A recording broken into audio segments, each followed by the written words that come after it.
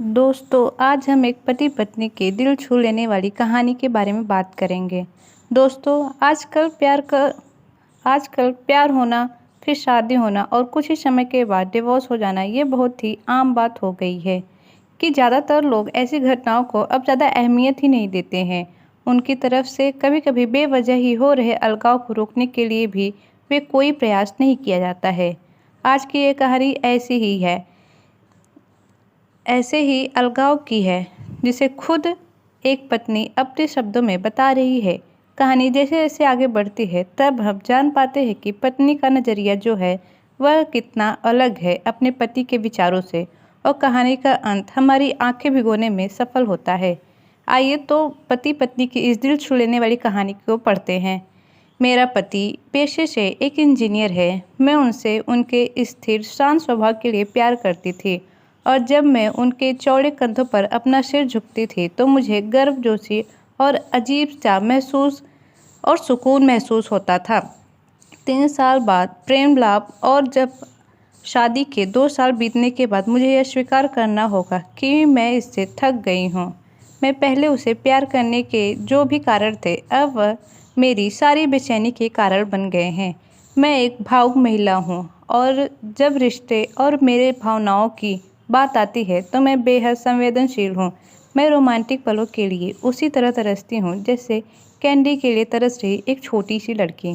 मेरे पति मेरे बिल्कुल विपरीत हैं। उनकी संवेदनशीलता की कमी और हमारी शादी में रोमांटिक पलों को लाने में उनकी असफलता या असमर्थता ने मुझे प्यार के विषय में निराश कर दिया है।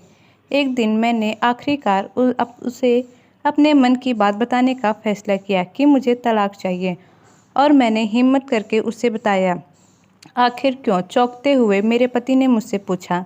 मैंने कहा, मैं थक गई हूँ। दुनिया में हर चीज़ का कोई कारण नहीं होता है, मैंने कहा। वह पूरी रात चुप रहा, हर समय हाथ में एक जलती हुई सिगरेट लिए गहरे विचारों में डूबा रहा। इससे मेरी निराशा की भावना और बढ़ती गई, क्योंकि मैं ऐसे आदमी को देख रही थी जो अपनी दुर्दशा को व्यक्त भी नहीं कर पा रहा था। भला मैं उससे और क्या ही उम्मीद कर सकती थी। और अंत में उसने मुझसे पूछा, मैं तुम्हारा मन बदलने के लिए क्या कर सकता हूँ? किसी ने सच ही कहा है कि किसी के व्यक्तित्व को बदलना मुश्किल है। मुझे लगता है मेरे उस पर विश्वास उठना शुरू हो गया था। उसकी आंखों में गहराई से देखते हुए मैंने धीरे धीरे से उत्तर दिया, मैं तुम्हें एक सवाल पूछती हूँ। अगर तुम्हारा जवाब मेरे दिल को मना सके तो मैं अपना विचार बदल दूँगी। मान लो मुझे एक पहाड़ की चट्टान पर लिखा एक फूल चाहिए, और हम दोनों में से ये पता हो कि उस फूल को तोड़ने से तुम्हारी मृत्यु हो जाएगी। क्या तुम मेरे लिए ऐसा करोगे? उसने कहा, मैं कल तुम्हें इसका जवाब दूंगा। उसकी प्रतिक्रिया सुनकर ही मेरी उम्मीदें धराशायी हो गई। मैं अगली सुबह उठी तो पाया कि वह चला गया था। मैं सामने के दरवाजे के पास खाने की मेज पर दूध के गिलास के नीचे उसकी खुदरती लिखावट के साथ कागज का एक टुकड़ा पाया था, जो पढ़े जाने पर ये बातें बयां करता था। पति की पत्नी के लिए दिल छू डालने वाली चिट्ठी। प्रिय, मैं तुम्हारे लिए वह फूल नहीं तोड़ूंगा, लेकिन अगर तुम चाहो तो मैं तुम्हें इसके पीछे का कारण ज़रूर बताना चाहूँगा। यह पहली पंक्ति पढ़ते हैं और मेरे दिल के हजारों टुकड़े हो गए। फिर मैंने पढ़ना जारी किया। जब तुम कंप्यूटर का इस्तेमाल करती हो तो तुम हमेशा सॉफ्टवेयर प्रोग्राम को गड़बड़ कर देती हो। अंत में तुम स्क्रीन के सामने बैठकर रोती हो।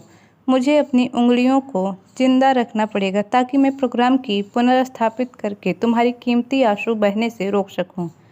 तुम हमेशा घर की चाबियां गुमा देती हो, इसलिए मुझे दरवाज़ा खोलने के लिए अपने पैरों को जिंदा रखना पड़ेगा ताकि दरवाज़ा तोड़कर तुम्हें घर के अंदर ले जा सकूं। तुम यात्रा करना पसंद करती हो, लेकिन हमेशा एक नई जगह में अपना रास्ता भूल जाती हो।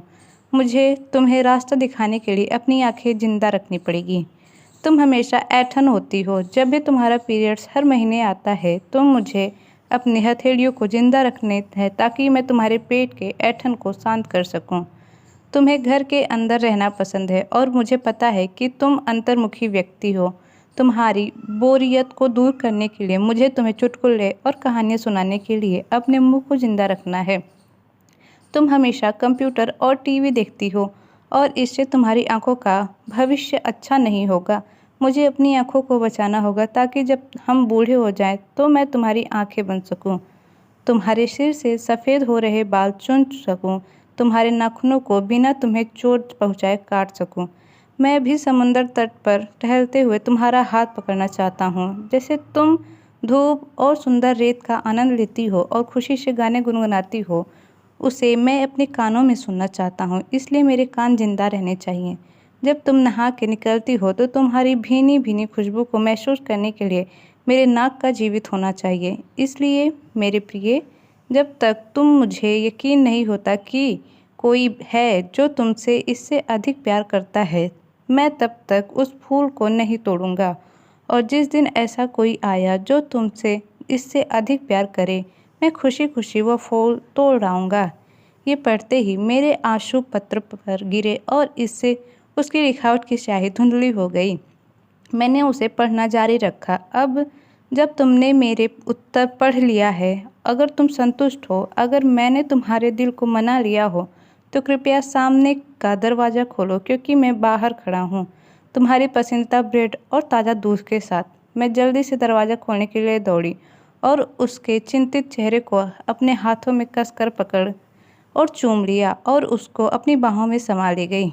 अब मुझे पूरा यकीन हो गया कि कोई भी मुझसे उतना प्यार नहीं करता जितना वह करता है, और मैंने फूल को ना ही तोड़ने का फैसला किया।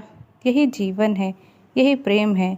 जब कोई प्यार से घिरा होता है तो उत्तेजना की भावना दूर हो जाती है और वह उस सच्चे प्यार को नज़रअंदाज कर देता है जो शांति और निरसता के बीच में होता है। प्यार सभी रूप में प्रकट होता है, यहाँ तक कि बहुत छोटे और सूक्ष्म रूपों में भी। इसका कभी एक मॉडल नहीं होता। यह सबसे नीरस और उबाऊ रूप में भी हो सकता है। फूल और रोमांच प्यार का हिस्सा हो सकते हैं, परंतु प्यार नहीं। तो दोस्तों, आपको ये वीडियो कैसी लगी ज़रूर बताइएगा कमेंट में।